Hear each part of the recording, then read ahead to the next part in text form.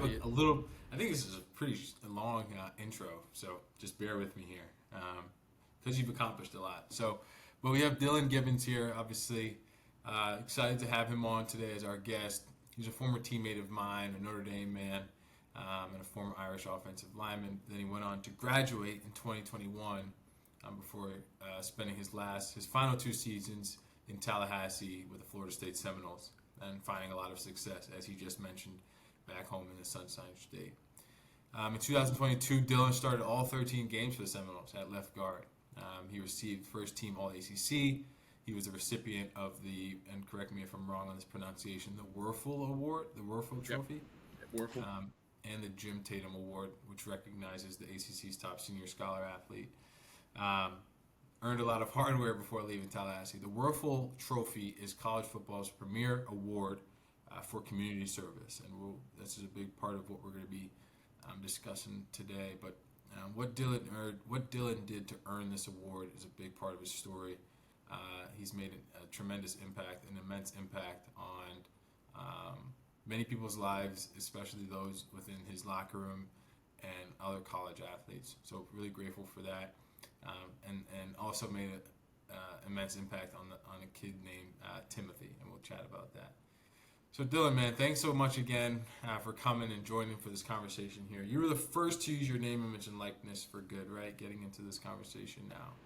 Yes, sir. And it showed the world how NIL could be used, and that college athletes understood the benefits and advantages of it, right? Yeah. I mean, would love for you to take us through the story quickly on taking Timothy to Tally and kind of how that virality moment happened for you. I gotcha. I probably won't be able to do it quickly, but I'll try my best. Actually, just give it to us as raw as you got it. Yeah. So I was born and raised in the state of Florida, like you said. Grew up in St. Pete. I hung out with my family. I did a lot of fishing. And I played a lot of sports. I was a basketball player growing up. I was actually a point guard. Might not look like nowadays. Yeah, I was. I did travel ball year round. So I did AAU, all the rec leagues, church league, and then high school basketball and middle school and everything. Yeah. So I was actually a point guard. I was pretty damn athletic, surprisingly. That athleticism helped me out. My freshman year, I was a pudgy kid in high school, man. I was like a developing offensive lineman. My brother kind of set the stage for me as far as recruiting went because he was one of the nation's best tight ends. He ended up, he was committed to Miami for a while, and then they had some transitions in their staff back then, and ended up going to Stanford. So I followed in his footsteps. A bunch of schools were dumb enough to offer me my freshman year. Ohio State was the first one coming off a national championship, and I didn't really know why. Notre Dame was so I had that offer in my back pocket. Ended up going, traveling up north, doing a whole swing through Duke, Ohio State, Purdue, and Notre Dame. Yeah. And Brian Kelly offered me, and ended up committing right away. I was the youngest commit in Notre Dame history. I was 15 years old. I didn't know that. Staying. I started off the 2017 class. I got to build that class, meeting a lot of people and having a lot of great relationships before I got to Notre Dame. So I stayed, thick and through with the Irish throughout my whole high school football experience. They ended up honoring my scholarship, and I went there and played some ball. Had a great time in the classroom. Met a lot of oddly important people I never really thought I'd be able to have a conversation with. Just by opening up my eyes and my ears, listening to people, and generally being open to relationships. In the classroom, I struggled, as every football player does. I really had to adapt myself. I had to realize the stigma that was on student athletes, and approach every day in order to overturn that stigma. So every presentation I did, I put 110% effort into it. I was the vocal leader in those presentations, in group discussions, and I was always sitting in the front row, raising my hand and asking questions.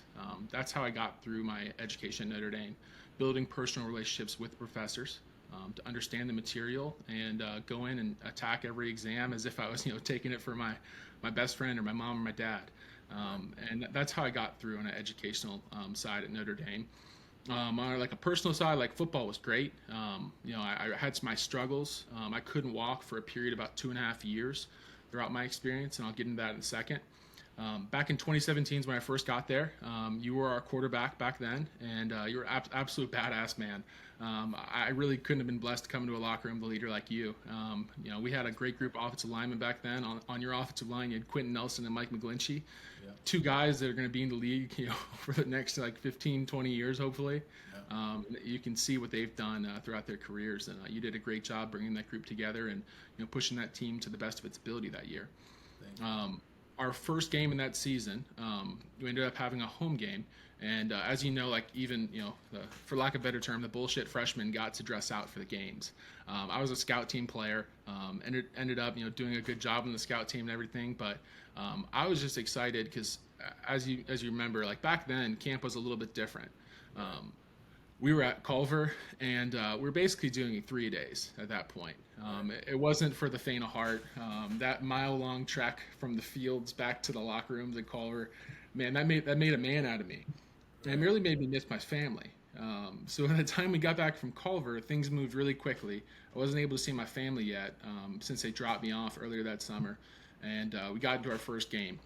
So what I was looking forward to that whole game wasn't necessarily running out of the tunnel. That was a great experience and everything, but I was looking forward to seeing my family afterwards, just because I missed them so much, and they're all the way in Florida, and it's been probably like 4 months at that point since I saw them. Right. So I'm getting my pads off as quickly as I can, catering to the older offensive linemen because that's a culture we had there at Notre Dame, and I was trying to get out of that locker room. Well, what I didn't know, because that was my first game, was the amount of kids that would approach you directly when you got out of the locker room there at Notre Dame. There's probably like 100 kids, and a bunch of old men trying to make you sign helmets for eBay. But it was mainly a bunch of kids. And as I was scanning the crowd, I had my gloves in my hand, and I was like, I might give these to my dad, I might give them to someone else. And at that moment, I decided I was going to give them to a little kid. Because back in the day, a professional NFL football player gave me his gloves, Brian Neese, back in the day for the Atlanta Falcons. So I was looking for a little kid to give my gloves to. And I had little kids, ripping up my shorts, trying to take my hat off my head, like just crazy stuff. Yeah. And I was scanning the crowd from left to right, and I made eye contact with Timothy Donovan. And that's where our relationship started. I went down next to him. He's been in a wheelchair his whole life. He's gone through, probably 75 plus surgeries at this point. He has a disease called Charcot-Marie tooth and vascular, which has kept him in a wheelchair his whole life. It affects the nerve endings in his hands and his feet. His family's gone through, great lengths to give him the best life experiences he possibly can. And at that moment, I sat down next to him and I engaged with him. I became friends with him. My mom became friends with his mom, Paula, and that's where our relationship started. Like I said, I went through my fair share of adversity at Notre Dame, broke a lot of bones, couldn't walk for a period about 2 years in a row. I had 3 reconstructive foot surgeries on my right foot, and I went through some stuff. But Timothy was always there. Timothy was always that guy I was able to, live vicariously through him, and he was able to live vicariously through me. I was able to put my current situation in perspective. And that really helped me throughout my process. At that time, my brother also came up to Notre Dame with me. I know you probably remember Riley. My brother basically dedicated his whole study at Notre Dame to name, image, and likeness to college sports because of his experience in college athletics. And he got in the back office at Notre Dame. He was able to get some good momentum going and have a lot of ideas behind name, image, likeness. And we would sit up at night at our house behind the linebacker and think about ideas. And one of the things I thought about was being able to support my friend Timothy Donovan. I ended up putting together what would I do if I was able to use my name, image, and likeness to support Timothy Donovan and his family and his continued care and increasing his quality of life. And that was probably like my sophomore, junior year at Notre Dame. So I had that PowerPoint all ready to go. I had that, all my documentation ready. And all I was looking for was, the ability to use my name, image, and likeness at some point throughout my college career. Well, Notre Dame didn't end up being the place where I could spend a 5th and a 6th year. At that time, there were, some athletes that we knew that were able to get MBAs at Notre Dame. Some people were allowed to do graduate programs, but I wasn't getting support from the coaching staff in order to get my MBA. I ended up getting waitlisted to the MBA program, accepted to the MSM and the MSF program.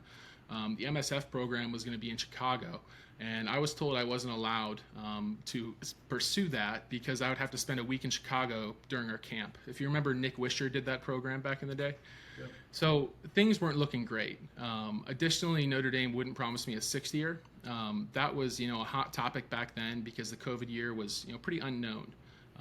Well, with all that being said, I woke up the day after spring football and was like, what am I doing here in South Bend? Am I really going to put everything in this, in all my eggs in the Notre Dame basket to stay for one more year? or should I go pursue an opportunity to go to a school, potentially have a 5th and a 6th year? Well, I put my name in the transfer portal. I did my due diligence, did as much research as I can. I actually leaned on probably about 10 of my Notre Dame professors and talked to them, and figured out a way to compartmentalize this decision process. And Florida State was the best place for me. They had a young offensive line, underdeveloped, and at that time they were one of the worst in the nation. They had a bunch of young guys that were forced to play ball early, and as you know, especially with offensive linemen, it's a game of reps, and depending on how many reps you have in your body, dictates the trajectory of your offensive line. So I knew I could come into Florida State, make a radical impact on the field, and at the same time, I knew with my GMAT score and everything else in hand, I could immediately get in their MBA program. So I applied, and then I called the coaches. I called Coach Atkins and Mike Norvell, and they were honest people. At that time I had every coach in the nation calling me, and even calling my mom at work. I got like 45 plus offers in the transfer portal. It was a wild experience.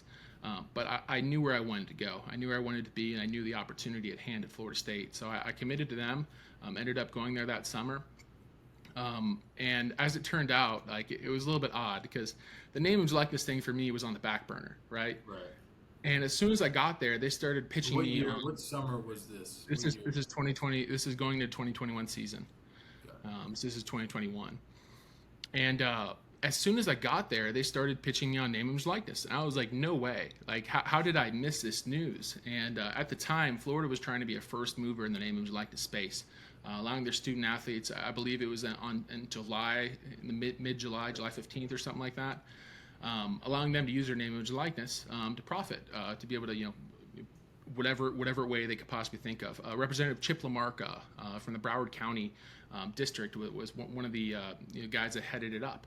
And I figured that out through the recruiting process. I put my pitch into action, ended up, reaching out to every possible company I could think of in order to get some type of promised fundraising money. And that's when I put out my first GoFundMe to take Timothy to Tallahassee. So to bring my friend Timothy Donovan, a diehard Notre Dame fan, to my first game, Notre Dame versus Florida State. It was kind of a crazy experience, right? Transferring from one school, then the first game you're going to play is against that school. Those guys on defense, I played thousands of reps against. Some of my best friends, Kurt Heinisch, lived with me for 3 to 4 years. Right. It was just, a lot of emotions, but at the same time, the GoFundMe, I put it up, right? I put it up on a Friday night, and within 24 hours, it raised over $30,000. And to date, it's raised over $100,000. That spark within those 24 hours changed my mindset, right? Our education at Notre Dame allows us to see opportunities, not only in the business world, not only in life, but in these odd, philanthropic ways. And for me, that was a spark. If some, offensive lineman that no one cares about can raise $30,000 in 24 hours, imagine what I could do if I assembled a team of like-minded individuals that want to help people throughout college football that might have more following than me. Might be a quarterback, might be a linebacker, might be people that had been tenured in a university. Yeah. Imagine what they could do. So I went ahead, put my paperwork in, started a legitimate nonprofit, Big Man Big Heart.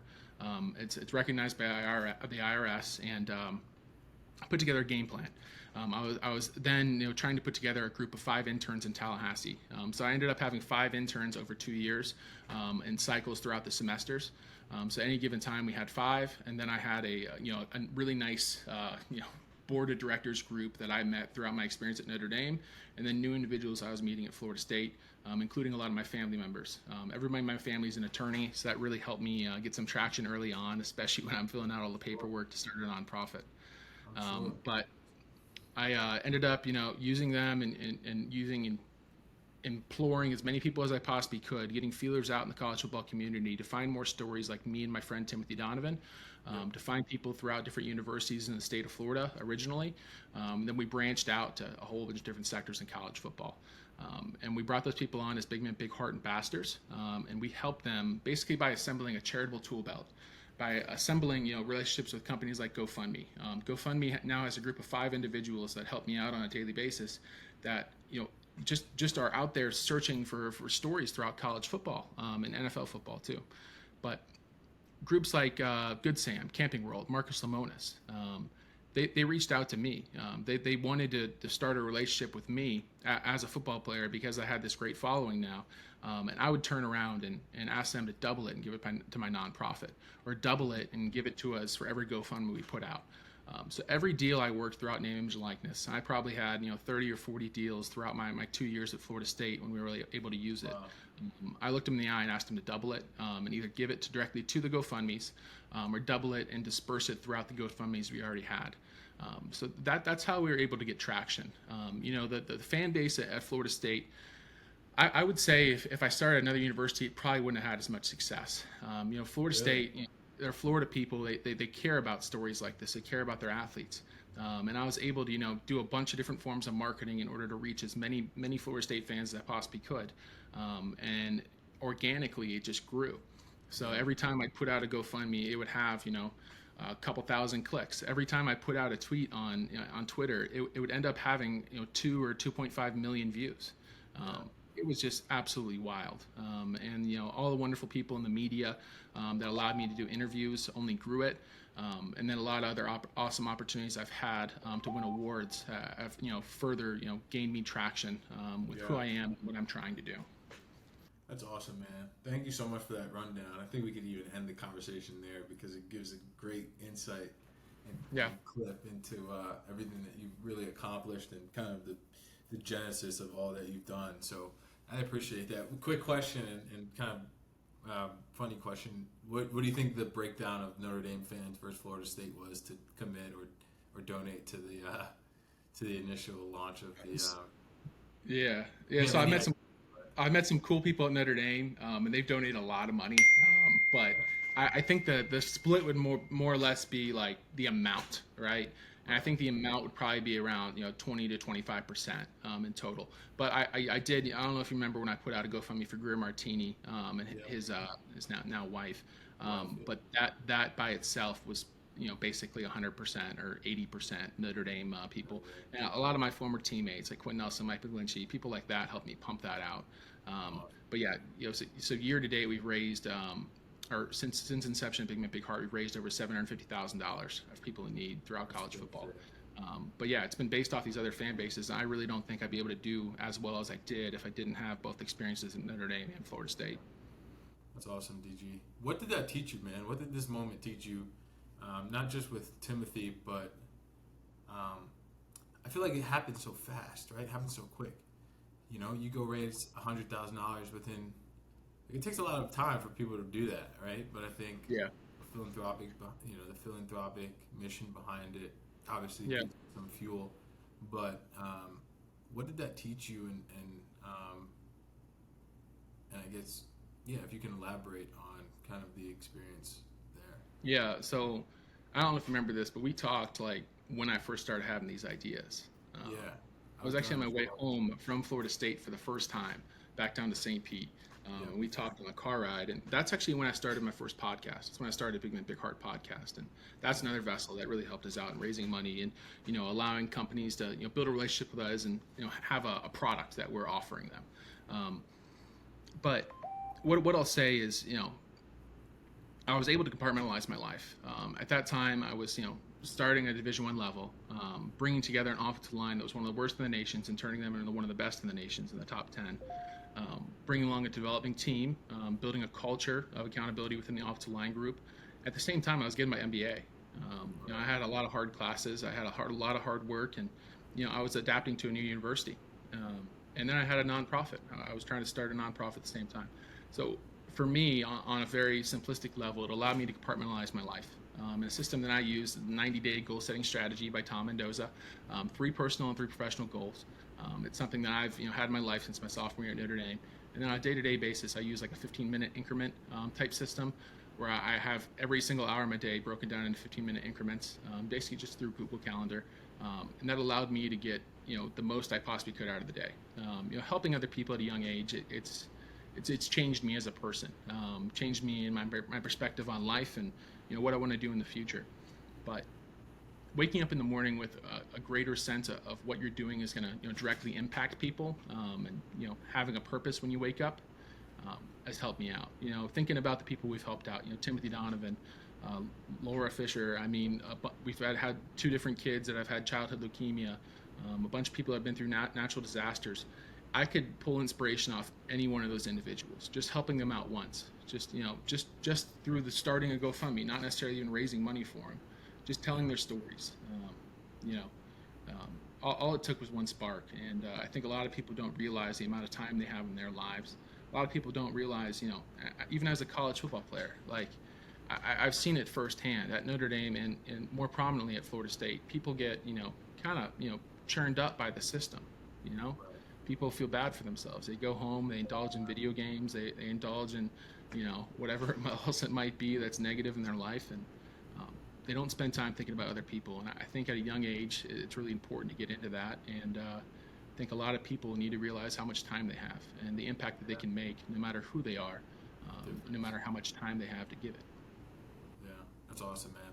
And I was going to I want to ask this question and continue this conversation before we get into kind of more the football side, and don't want to take up too much more of your time, but I guess being that we're talking about NIL and obviously the positive things that you've done with this new legislative amendment, I guess where do you envision NIL going, right, next 3 to 5 years? What do you hope for the space? And then how do you hope athletes are maximizing their windows? Well, it's a scary space. We talked about name, image, likeness when it was first coming out. It's a Wild West, and it's still a Wild West. You never really know what universities are doing. You never know what collectives are doing. I've seen some very unethical practices, even around the concept of giving back, right? I've heard stories of athletes, getting paid by collectives that are quote-unquote non-profits, and they go and hang out with kids for an hour, and they receive $500 in return. I think that's incredibly negative. I don't feel like I deserve anything for doing community service or hanging out with kids or taking the shop with a player type event I've run for the past 2 years in Tallahassee. I don't feel entitled to money for helping out kids, and I think that's a negative way that it could be going.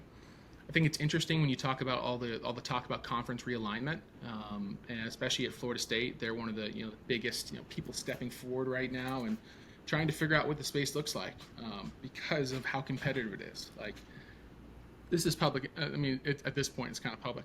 Like, my quarterback at Florida State, he's going to be making close to $1.7 million this year. And that's wild, but that is a practice that's happening everywhere right now. Maybe not to that exact extent, but every single Division I quarterback nowadays is going to walk away with at least $1 million. And if they're at a reputable school and if they're competing for a national championship.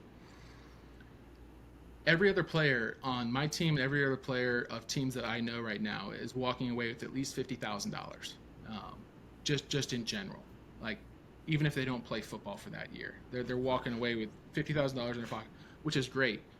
I believe college football players should be paid for their name, image, and likeness. I do think there should be a standardization of the process, not necessarily on a national level, but school by school. It will be interesting to see where it goes, though, in the next couple of years, especially when you're talking about conference realignment and the 2 major conferences coming up with either the SEC, the Big Ten, or whatever it's going to look like. And I think it'll be interesting too, especially with Notre Dame being independent, and the new college football playoff coming up here in the next couple of years. Well, they won't necessarily be able to have that first round bye because they're not in a conference, and they won't be able to sit out like the other groups will be able to. Right. Yeah, I think it'll be interesting. Yeah, man. You mentioned Jordan Travis, who I've known actually for a little bit of time, and you got to play for some awesome quarterbacks. But you guys last year were like the big explosive play offense in the country, right?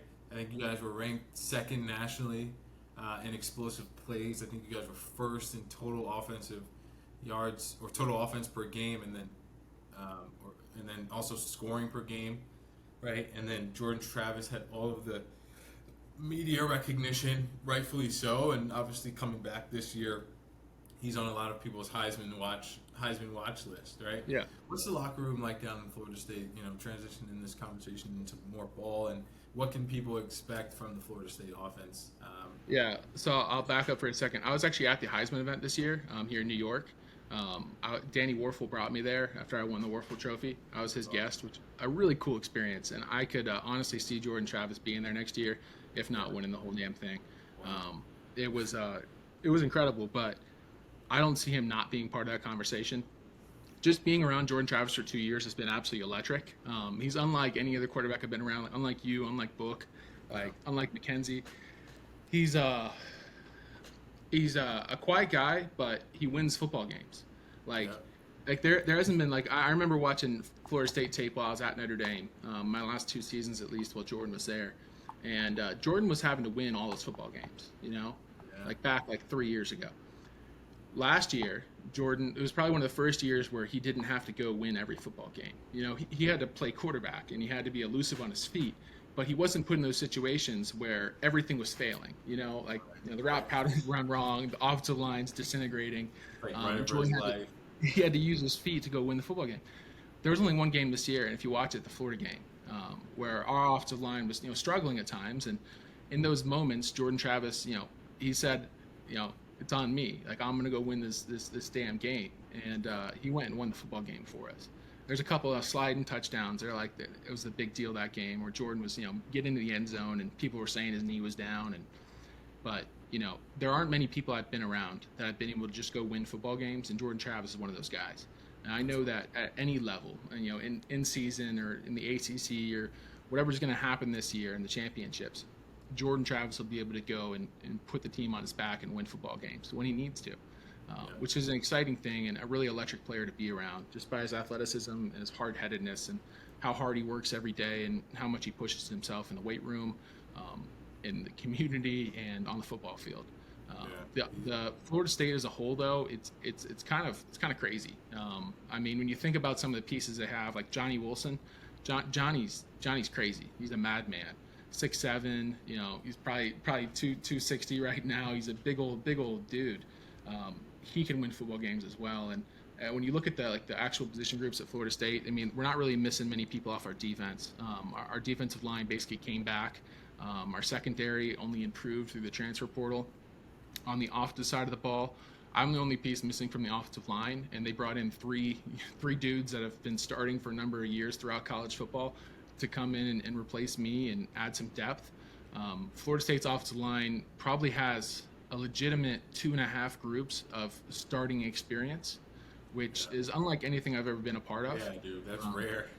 Yeah. So they have more depth than they've had since their last national championship, and I'm excited to see it. I mean, when you talk about the guys in the trenches there, I mean, Robert Scott's going to go in the first round. He's going to be playing left tackle this year. I'm not sure who's going to be playing left guard to replace me, but I know there's a fight going on in camp. Maurice Smith is our center, and he has everything you could possibly imagine for NFL talent, athleticism-wise, and he's probably played almost probably the most snaps in college football for a center. He's been playing there now for, I think it's probably his 4th year, but he's played every year. Darius Washington, and there's going to be 3 or 4 other guys throughout the transfer portal that are really going to make an impact as soon as they get there on that offensive line. Dimitri Emmanuel, odd enough, he played last year. He was a 5th year, or he was a 6th year at the time, technically I think, and the NCAA granted him an additional year. So they're going to have more depth and more playing experience than any other group they're going to go against this year on the offensive line. And Coach Atkins, our offensive coordinator. So when I first got to Florida State, he was just my O-line coach, and then he became the offensive coordinator in my second season, so last year. And you got to see a little glimpse of it when we played, some of those teams last year. But his hard-nosed approach to football is amazing, especially having the tools that we have, like Trey Benson and some of our other running backs. You can really shove the ball down some people's throats. I mean, if you watch the Miami game, we ran counter like 32 times. We ran it so much, it was to the point I was wearing one of those Axiom helmets, which offensive linemen, if you're listening, don't wear an Axiom. I didn't have any eye guards, and it's a huge open face mask. I bent it in, and I clipped my nose. I was bleeding everything, but I bent it completely into my face because I pulled so many times and was hitting people with the right side of my cheek. But it'll be electric though. I mean, you have a lot of playmakers, and you have a strong fundamental in being able to run the ball inside, outside zone, gap scheme, counter, and a lot of screen game. It's a very similar offense to what we ran at Notre Dame. Mike Norvell has very similar thoughts to Chip. I think they were together actually. Yeah, Memphis. I think either Memphis or I think in Memphis. So that's awesome, man. Yeah, I'm excited to watch Jordan kind of get through his last year. And then the last two questions here, right? You guys finished last season 10-3, but there was a little bit of a lull in between, right? In the middle of the season, you guys lost 3 straight, but then went on to finish the season 10-3 and winning out your last 6, right? What was the driving force behind that? And then obviously winning the Cheez-It Bowl last game. Yeah, so thinking back, I mean, it didn't really feel like we lost any games last season, if that makes any sense. I know you probably look back at some of your seasons and you can't really remember who you lost to because they were like that close of games where the momentum swung so much left and right and there really wasn't much more we could do on offense or defense. We were just trying to play football to the best of our abilities, but, you know, the little things caught up to us. As we got closer to the end of the season, you know, a 10-win season is a big deal at Florida State. Our locker room just got redone, and one of the big boards on there is every team that's ever had a 10-win season in the history of Florida State, and we all have to pass by it every day. Like literally, it's right next to the keypad when we're getting in the locker room. And that was something that we all held ourselves accountable to, especially when we had the option to go to the Cheez-It Bowl and have one more game. That was something that we all wanted to do, especially when we had some older guys like me and a few other the larger vocal leaders going to be leaving the team. It was something we pushed each other every day as we went through the Cheez-It Bowl, and something that we wanted to put a lot of good film on tape, especially playing another good team, another great opportunity. Putting the team in the trajectory it needs to be in to have the kind of success that we believe we're going to have this season. Yeah, awesome, man. I appreciate that, Dylan. You give a great overview of everything, and answers are so thorough. So thank you for that. And you covered a lot of my questions actually within your answers. So I appreciate it, man. If you don't mind, before we head out of here, just letting people know where they can keep up with everything that you're doing, whether it's Big Man, Big Heart, your private equity opportunity that you got down back in Tampa, or your wedding, right? Whatever it is, where can people find you and keep up with you? Yeah, so I'm on Instagram, Twitter, Facebook, TikTok, all those wonderful things. I also have a YouTube channel. I do podcasts, the Big Man Big Heart podcast with Josh Newberg.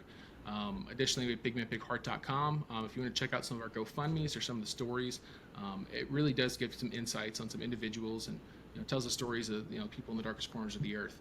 So if you would check that out, I'd really appreciate it. Again, bigmanbigheart.com, and you can find me on Instagram, Twitter, everywhere, Snapchat, TikTok. But the last thing I'll say is about Mike Norvell. I had Brian Kelly for 4 years, and there's nothing bad to talk about Brian Kelly. He's a businessman. Everybody knows that. But Mike Norvell had a different approach to coaching. And it was all focused around a climb.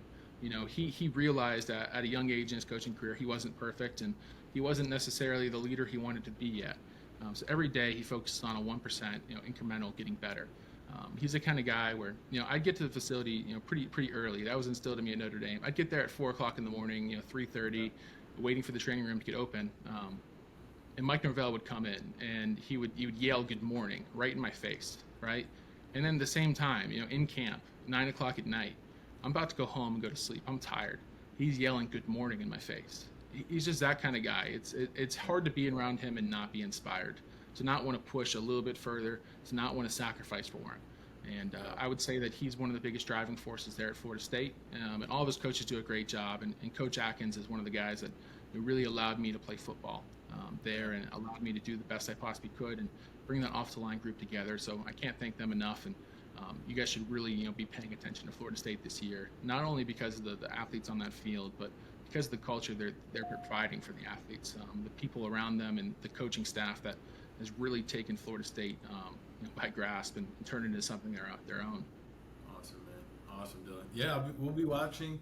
Hopefully the audience is tuned in as well to Florida State. I think some special things can happen down in Tallahassee. Florida football is always one of the best to watch. So thanks so much, man, for joining. Look forward to getting together here in the city and then finding you back in Sunshine State here shortly. Thanks, Dylan. I appreciate you, brother. Thanks for having me on.